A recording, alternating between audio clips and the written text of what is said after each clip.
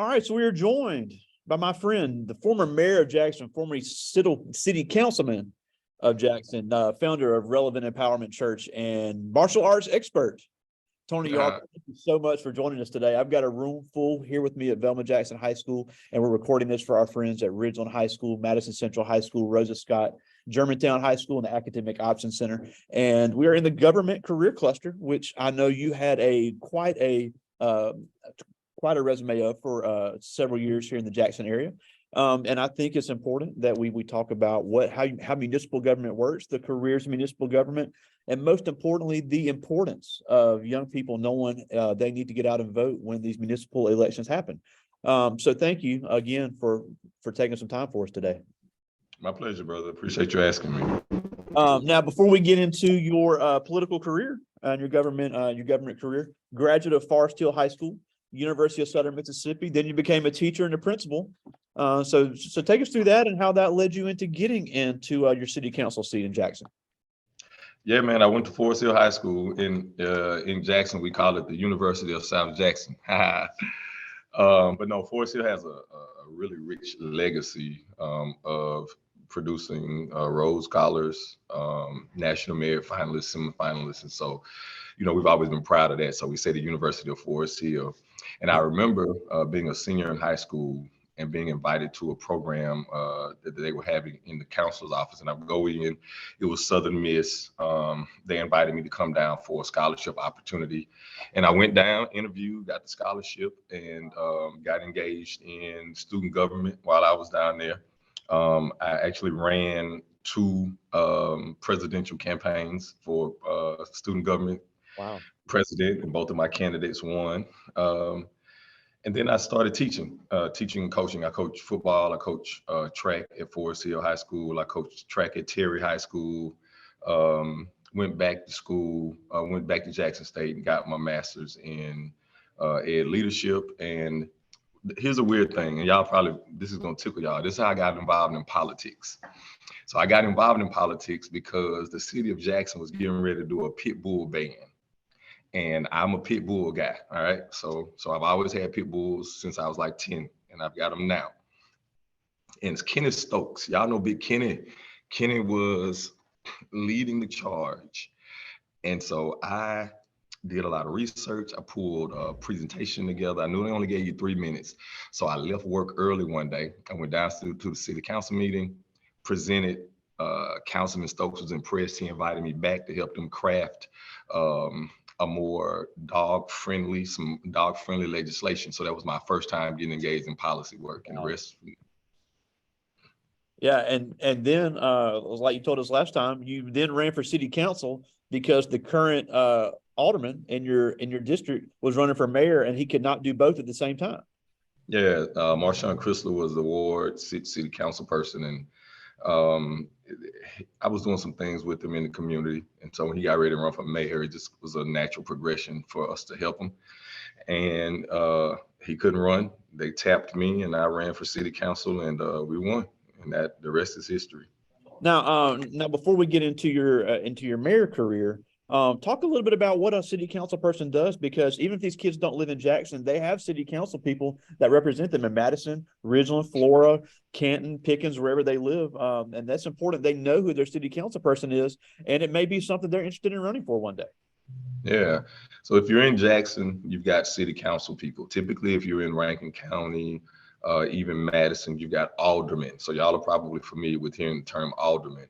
The state of Mississippi, there are anywhere from 3 to 5 different forms of government. You've got the mayor council form of government, which is how the city of Jackson runs. And it is a strong mayor. We call it strong mayor, weak council.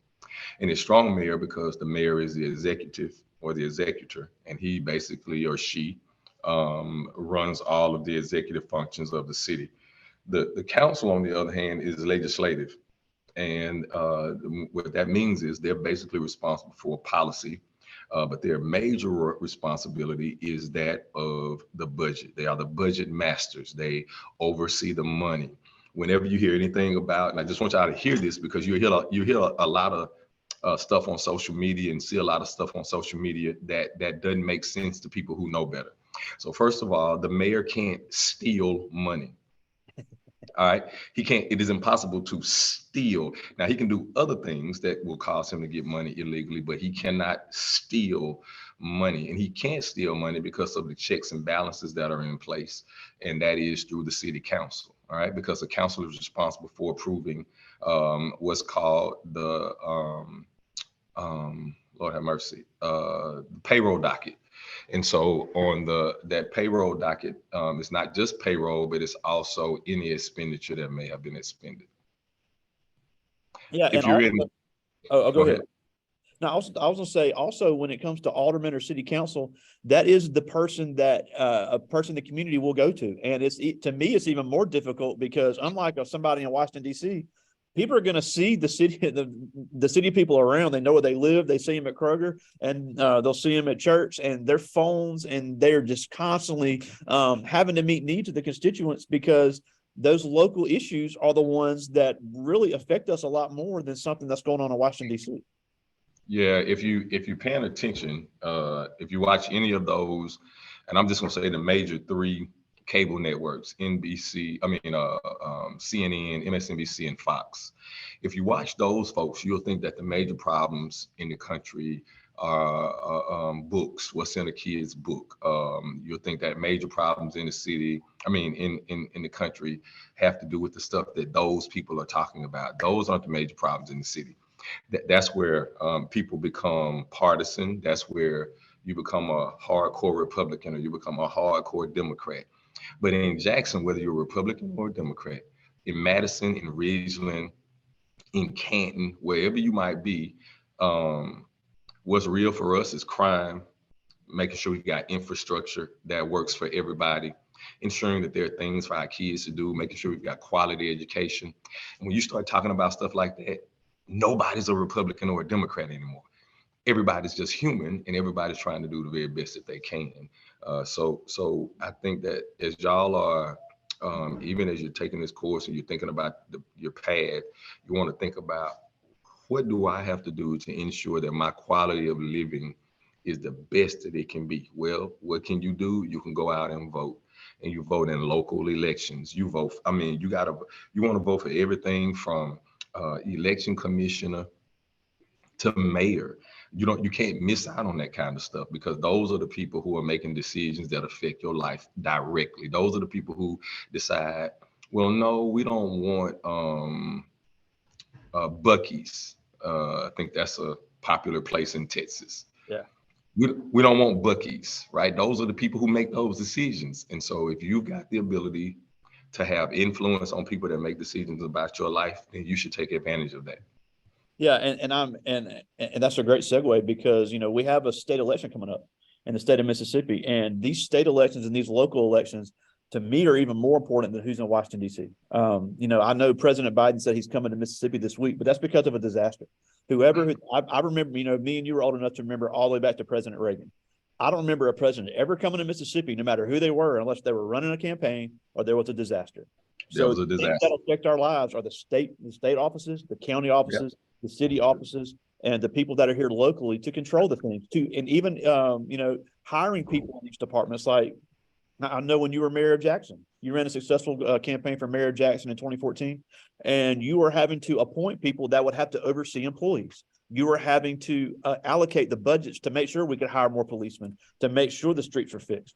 And something you mentioned that I've always loved about you, a good friend of mine is Tony Greer, who was a Hinds County supervisor while you were mayor, who's a Republican, and you remember the Democratic Party, but he said, Tony Yarber will listen to people. He will listen to what I have to say, and he's going to come up with a solution because local politics and local government cannot be partisan. If you want to split hairs on national policies, that's fine. But when it comes to the people living in your area, everybody's got to be on the same page. And that's what he said about you. And just me being somebody on TV, that's what I loved about you as well, because you saw that, and we need more government leaders and government employees that think that way. Yeah, one of the, I don't know if your class is familiar with the guy named Kamikaze, Brad Kamikaze Franklin. For those of you who don't know, you probably know a guy by the name of David Banner.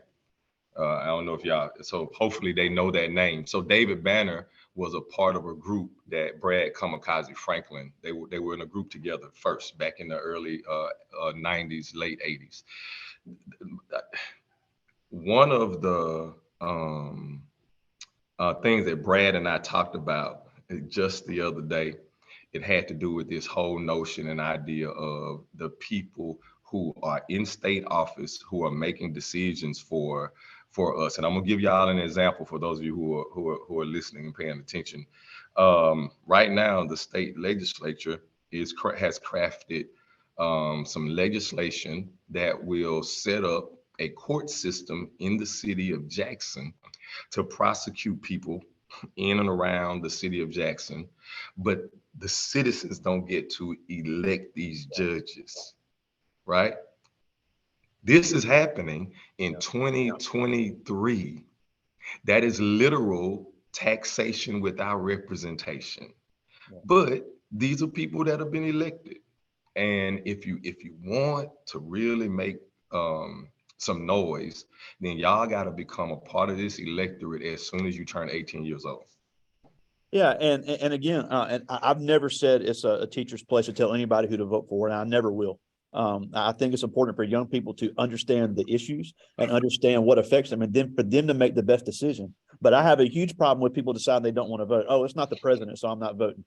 That's the biggest mistake you can make. And last time you were with us, you gave a great example of how you would encourage people to learn to vote, because you said to start at the bottom of the ballot and work your way up. And I thought that was a great idea, and I never thought of that. So talk about that, because you said the people on the bottom are the ones that are really doing the day-to-day work and reporting to the people at the top. So talk about that, because I thought that was really cool. So this election cycle in August, y'all are going to vote, or some people that you know will vote in what's called the primary. The primary is when the two different parties, they have people that they want to that will run for that party's nomination, who will represent that party head to head against the opposing party in November. When you get to that ballot, the ballot is going to start with what is considered the highest office. In this case, you're going to have statewide elections.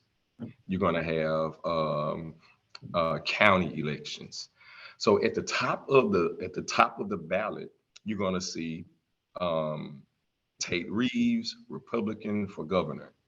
You're going to see Brandon Presley, Democrat, for governor. And it's going to go all the way down, quite likely, to election commissioner, which is probably going to be the last group on that ballot. Well, why is the election commission so important?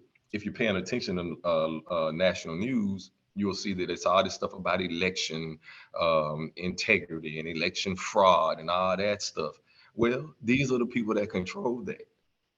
These are nobody is talking about the supervisors in Georgia right now. Nobody's talking about the tax collector. They're talking about election officials, the jobs that are at the bottom of the paper.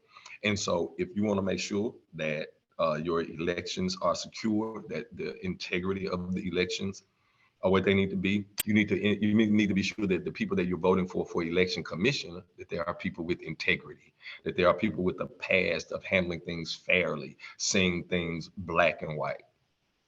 Yeah, and also, when it comes to like a transportation commissioner, I know the late Dick Hall just passed away, but he was in charge of hiring the people that were working on the roads. He was in charge of hiring the best contractors to come in and do the work. And I know when you were mayor, we just watched a clip before you came on about when you were out there supervising the work on the water main. And I love how you said, "Well, I tried to tell y'all," but but those issues of the water been going on. You were in charge of putting the person to oversee the water construction. You had a public works official, so you had to oversee a lot of departments that were actually doing the hands-on work. So you have to put people in charge that are going to hire the best people for the community. See, and that's a great point, y'all, because when you're electing folks, and in Jackson, it's the worst, because we elect people based on all the wrong things. Okay, the leader of a city, the leader of a state, those people, they can't just be smart. They've got to be resourceful. They've got to be able to reach out. One of the things that we did that I thought made not only our public works program successful, but also our police department successful, was that we weren't afraid to tap into resources that we had in order to find the right people. And we were able to do it. When I went looking for a public works director, I went to the National Water Association. I went to places that I was already a member. I already had memberships in, and I was already a part of, because these are the places that had the best pool of talent. These are the places that had the people who had a track record of success in the work.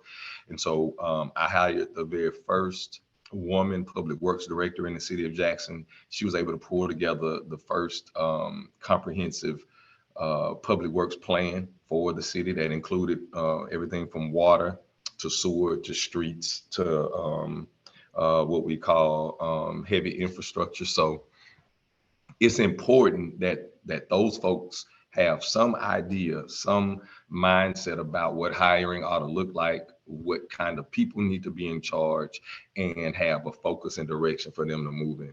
Yeah, and that's where they're hiring the engineers. That's where they're hiring the science people. They're hiring the trade people, because the mayor is going to appoint who does that. But when it comes to getting the work done, it takes an expert in these areas, whether it be public safety, whether it be construction, whether it be public works, to make sure that the city is running correctly. And then also there's people that are still working for the city that were there when you were there.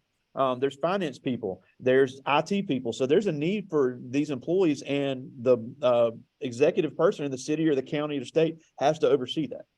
That's right. Now, before I get to the students' questions, we'd be remiss. We've got to talk about your church over there on Northside Drive, Relevant Empowerment Church. So tell us a little bit about how that came to pass. And you've been the pastor there for some time now. Yeah, we started Relevant actually. Where you from? Where you from? I went to Madison Central. All right. So there's a guy, I don't know if you were from the Pearl area, but there's a guy from the Pearl area. His name's Albert Tate. Albert Tate and I had attended some services at LSU on a Sunday evening, and they called it Fat Church, PHAT. Not pretty hot and tempting, but prayer, healing, accountability, teaching. And so we kind of adopted the idea. We started doing a Fat Church young adult service on Sunday evenings. It got popular. Albert moved to California, so Fat Church was mine. And we started the church. It was Fat Church, and then we changed it to Relevant Empowerment Church in 2012, and the rest is history, man. We wanted to start have a safe place for people, people who were different, people who are, everybody's got struggles or sins or whatever the case may be. We wanted to welcome whether you were gay, trans, black, white. We said, look, the church is a hospital for sinners, right? So we want folk in here who want to get better, who recognize and realize that at the end of the day, you really got, you ain't as good as you think you are without Christ. So that was the premise that we started on. Yeah, and that's so cool. And you were able to use your platform as a city council person and as Mayor Jackson to even grow even more. So what a really positive change for the city in that. But I do have some questions from the students, and I'll get to as many of these as I can. This is, great question. This is Jayla Chambers. She's in 9th grade. And she asked, what were the biggest challenges you faced as mayor of Jackson? It's a great question, Jayla. The biggest challenge was onboarding everybody, getting people on board with mission, getting people to buy into the vision. It was hard. It was really hard. And I think it was mostly hard, Jada, because I was naive, and I really believed that the people who were around me loved the city like I loved it. And so it was just a hard pill to swallow. And that's probably the biggest challenge that I had. Here's an interesting question. This is Jarvis Lyles. He's also in 9th grade. And he asked, if you were to run for election again, would you keep the same policies that Jackson has currently going? That's a great question, Jarvis. No. No, I would. No, one of the first if I ran for mayor again and won, which I will not ever, But if I did, Jarvis, the first two things that we would address immediately would be crime and it would be infrastructure. And you've got to have leaders in place, police chief, his team, public works director. So no, we're changing direction. I tend to agree with you on that one. This is Rashawn Smith. He's in 10th grade. And he asked, what was your motivation to run for mayor and how stressful was the job? Oh, Rashawn, man. My motivation was the mayor had just died. Mayor Shoquay Lamoma had just died. He and I just had a conversation that morning. Wow. About my future. He didn't say, we didn't talk about being mayor. We just talked about just some things that he thought that I should consider working on, improving. He just was, being a good man. Anyway, when I looked around and saw the people who were running, I didn't trust them. And that's why that was my motivation. And it was the most stressful thing I've ever done in my life. And that's why I'll never do it again because I love me too much. Yeah. Yeah. And I was, we were watching some clips of you before you got on with us. And I said, there is no way in the world everywhere I go, I have cameras and microphones in my face. I don't know how elected officials do it, even on the local level. It's got to be even worse on the national level. But being in the public eye all the time has got to be stressful. This is Christian Mitchell. She's a junior.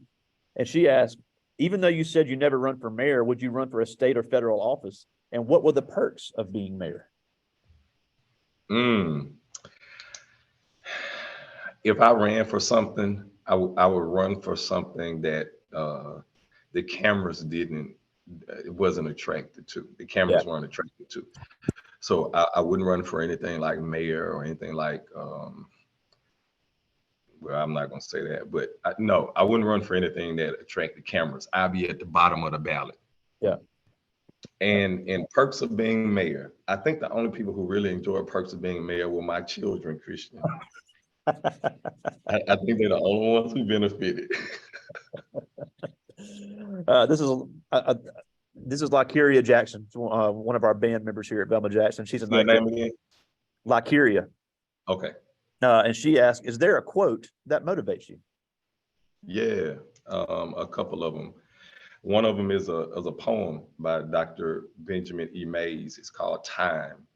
God's Minute, actually. It's called God's Minute. And he says, I have only just a minute, only 60 seconds in it forced upon me.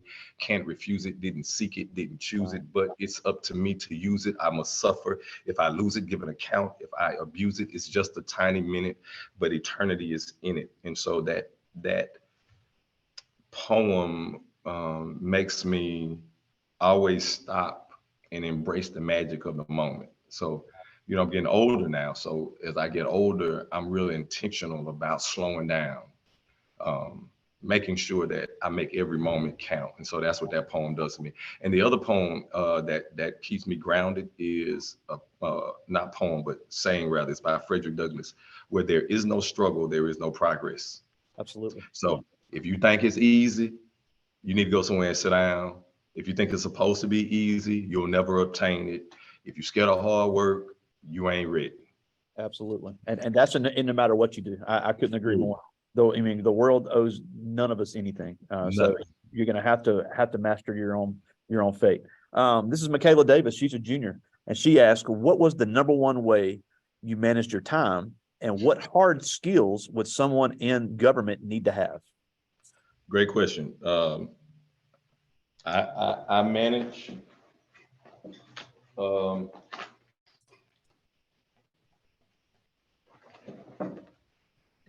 calendar, planner. Yeah. Runs it. If you're not serious, if you don't have a planner or you don't utilize the calendar on your phone, I think if you're going to be an elected official, let me just say this, hard skills, I'm not gonna say that it's a hard skills job. It's a people skill. It's a soft skill job. If you're gonna be an effective politician, then you gotta be able to work and deal with people. And the reason that politics isn't working now is because the people who are there don't have soft skills. They're people who likely were always antagonistic in school. They always had a rebuttal. They don't have self-awareness. Those are the kind of people that are being elected now. Yeah, and that's on several levels. It's got two more from the students. This is Nisbik Johnson, actually his first day at Velma Jackson. So he's just got in the class today, but he's got a great question. And he asked, what was the best part of being mayor? Being able to make stuff happen. Yeah. When we first got into office, we created this list. We called it low-hanging fruit. And we said, all right, what are the 10 things we can get done in the first 100 days? Low-hanging fruit, everybody can see it, everybody says. And we took advantage of low-hanging fruit. So that probably, being able to, if somebody, for example, I give one quick example. There was a street on Wooddale Drive in South Jackson that had no fire hydrants. An entire street, a 1.5 mile long street almost, with no fire hydrants. Unbelievable. That was an issue for me. So we ran the water lines and we got the folks fire hydrants. And so being that was cool. That was cool. That's awesome. I mean, and that's things you don't think about because, people are so worried about who the president is. The president doesn't have anything to do with the safety of the street. So right. Things like that, the local government are things they have to handle, and that's people's lives at stake and people's property at stake. It's got one more. This is DeKayla Williamson, one of our cheerleaders here at Velma Jackson. She's in 9th grade. And she asked, what is your biggest motivation when life gets tough?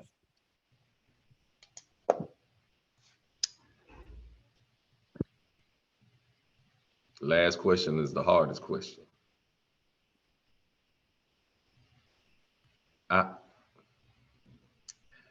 Kayla, I don't know.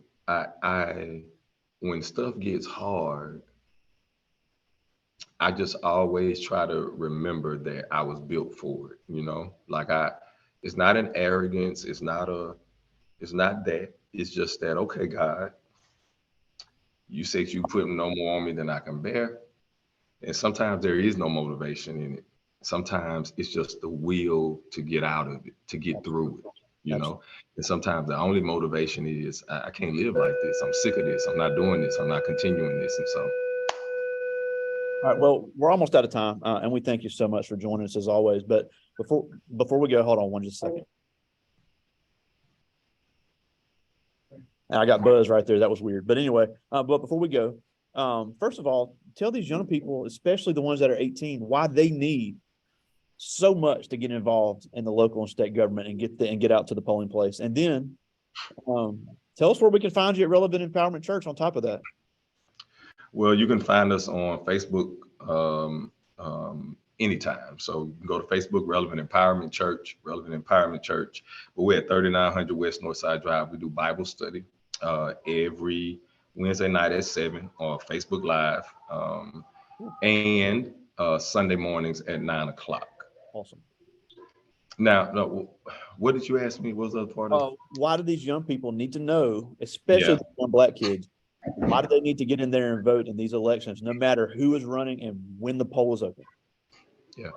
So if y'all haven't taken Mississippi Studies yet, you will. And you'll learn, you may learn a little bit about Jim Crow. You may learn a little bit about laws that used to negatively impact Black folks. Well, Black folks in the class, those laws are back. And they came full force this school term. So you guys have an obligation to be sure that you are engaged in the process, electing people who are going to make sure that your future and your children's future are one that engages and invites you. Absolutely. And again, no matter who's running, everybody needs to be there.